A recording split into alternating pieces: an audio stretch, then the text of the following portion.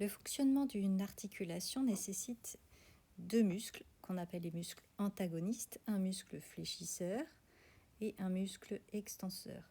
Ces muscles sont reliés par des tendons, en jaune ici, à des os, ici en bleu.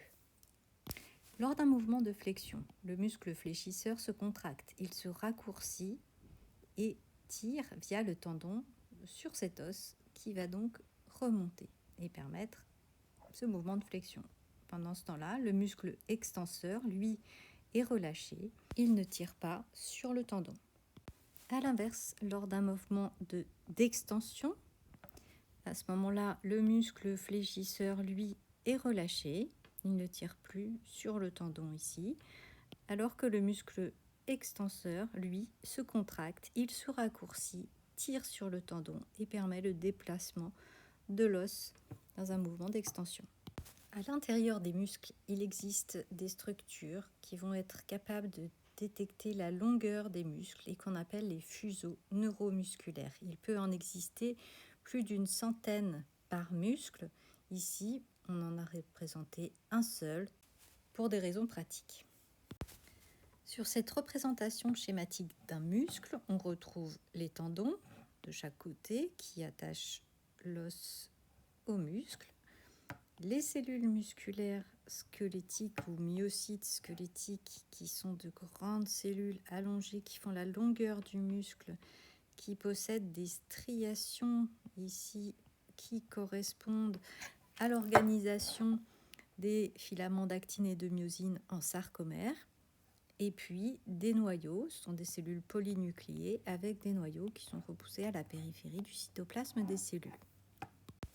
Au sein des muscles, on va donc trouver des fuseaux neuromusculaires, des capteurs de la longueur du muscle, qui sont des structures entourées d'une capsule de tissu conjonctif, d'ici en jaune. Le fuseau neuromusculaire est donc relié mécaniquement au tendon et donc il subira l'allongement du muscle autant que celui des cellules musculaires squelettiques. Au sein de la capsule conjonctive, on va trouver des cellules musculaires spécialisées ou des fibres intrafusales, des myocytes intrafusaux. Il en existe généralement une dizaine par capsule. Ici, seulement 3 ont été représentés pour le schéma. Il existe plusieurs types de myocytes intrafusaux, des cellules allongées avec au centre des noyaux en chaîne, on les appelle fibres à chaîne, et des myocytes intrafusaux avec au centre un amas de noyaux qu'on appelle fibres à sac nucléaire, en rapport avec cet amas de noyaux au centre de la cellule. De chaque côté des cellules, de chaque extrémité des cellules, on va trouver une organisation des filaments d'actine et de myosine en sarcomère, ici. Par contre, au centre des cellules, il n'y a pas de sarcomère. La partie centrale des fibres intrafusales est donc particulièrement étirable. Ainsi, lorsque le muscle est étiré, c'est la partie centrale des fibres intrafusales qui va être étirée en premier. La partie centrale des fibres intrafusales à sac va être particulièrement étirable, un peu plus que celle des fibres intrafusales à chaîne. On dit qu'elle est plus viscoélastique. Elle permettra de donner des informations sur la rapidité de l'étirement. Et on parlera de récepteurs phasiques. Les fibres à chaîne, elles, ont un étirement qui sera plus continu et elles coderont comme information la longueur absolue de l'étirement. Des terminaisons nerveuses dites annulospiralées viennent s'entourer autour des fibres intrafusales et vont percevoir leur étirement et envoyer cette information vers le système nerveux central. Ainsi, les fibres 1A viennent s'enrouler autour de la partie centrale des fibres intrafusales et les fibres 2 viennent s'enrouler autour des bords des parties centrales. Ainsi, si l'on observe l'émission des potentiels d'action par les terminaisons nerveuses primaires ou secondaires lors d'un étirement du muscle, ici, on observe pour les terminaisons primaires qui s'enroulent autour des parties centrales, on observe une réponse très forte lors de l'étirement, puis une diminution de l'émission des potentiels d'action. C'est ce qu'on appellera une réponse dynamique, émise par des récepteurs dynamiques, alors que pour les terminaisons secondaires, on observe une augmentation de la fréquence des potentiels d'action lors de l'étirement, et cette augmentation se maintient tout le long que durera l'étirement du muscle. On appelle ce type de réponse une réponse statique qui sera produite par des récepteurs statiques. Ainsi, les fibres sensitives 1A informeront le système nerveux central sur la vitesse de l'étirement et les fibres sensitives secondaires informeront le système nerveux central sur la longueur de l'étirement. Focalisons-nous maintenant sur une cellule musculaire d'un fuseau neuromusculaire, ici par exemple un myocyte intrafusal à sac. On reconnaît donc le myocyte intrafusal en rouge, la terminaison nerveuse annulospiralée en bleu, par exemple d'une fibre nerveuse sensitive 1A.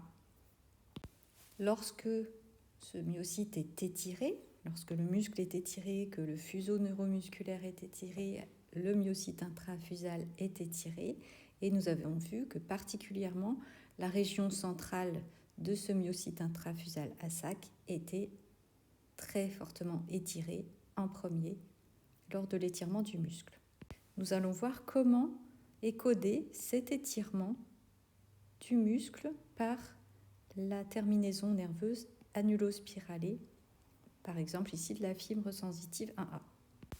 Lorsque le myocyte est étiré, la membrane, ici en bleu, de la terminaison annulospiralée est également étirée. Dans cette membrane se trouvent des canaux qu'on appelle des canaux stretch dépendants. Ce sont des canaux à cation, à sodium, qui vont s'ouvrir lorsque la membrane est étirée. Ces canaux donc stretch dépendants s'ouvrent et laissent entrer du sodium. Cette entrée de sodium va provoquer une dépolarisation de la membrane. Ces dépolarisations s'appellent des potentiels récepteurs. Ces potentiels récepteurs vont se propager le long de la terminaison et ils vont se sommer. Le potentiel récepteur résultant va se propager dans la terminaison nerveuse jusqu'à une zone qu'on appelle la zone gâchette. C'est un endroit de la membrane qui contient des canaux sodium et potassium voltage dépendants. La dépolarisation qui arrive permet de dépasser le seuil d'ouverture de ces canaux. Les canaux sodium dépendants s'ouvrent en premier et permettent la dépolarisation de la membrane. Puis ils se ferment et les canaux potassium s'ouvrent et permettent la repolarisation de la membrane. Et on obtient un potentiel d'action. Tant que la membrane est dépolarisée par le potentiel récepteur, la zone gâchette va continuer à déclencher des potentiels d'action. On va donc observer la formation de trains de potentiels d'action qui vont se propager sans perte d'amplitude jusqu'au système nerveux central. Ainsi, l'étirement du muscle est codé en potentiel récepteur, puis en fréquence de potentiel d'action. Les fuseaux neuromusculaires sont très importants dans le maintien de la posture. Ils informent en permanence le système nerveux central de la longueur des muscles. Ainsi, lors d'une flexion, le muscle fléchisseur est relâché. Il va, sous l'influence de la contrôle du système nerveux central, se contracter et permettre la flexion.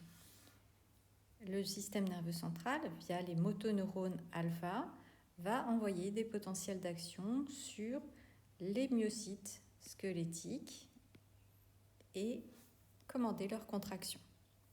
Ainsi, le muscle se raccourcit. En se raccourcissant, le fuseau intramusculaire devrait également se raccourcir et à ce moment-là, les fibres 1A qui s'enroulent autour des fibres intrafusales ne seraient plus capables de détecter un allongement de la longueur du muscle. Le système nerveux central ne serait donc plus informé de la longueur du muscle. Heureusement, ce n'est pas ce qui se passe.